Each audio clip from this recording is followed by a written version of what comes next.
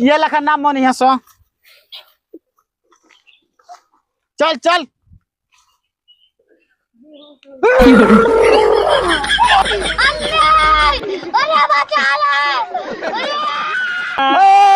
तू कहाँ भागा तारा मार हेने हेने हो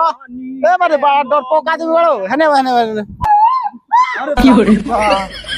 अरे बड़ा डर पोक बड़ा मार दबा हे जाए वो अई हमरा गुरुजी के कमाल देखो हां कमाल देखो इनको उठी गुरुजी उठी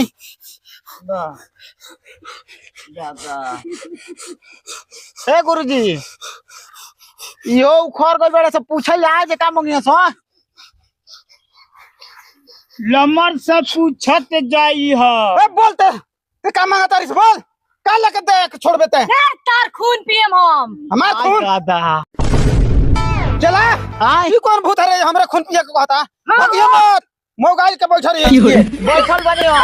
ए हम तारे खून पिए अच्छा तोरा का खून दे आई ए ते बताओ आधा रात के अंत उठ के छाती पर चढ़ के बारे हम चाहते बताओ का चाहिए तोरा हां हमार मोरन पातर बड़े मोट मारत चाहिए तोरा मोट बोला चाहिए हां बाबा का चला ई कौन भूत है जे सरवा मोट पातर खोजता हो बोल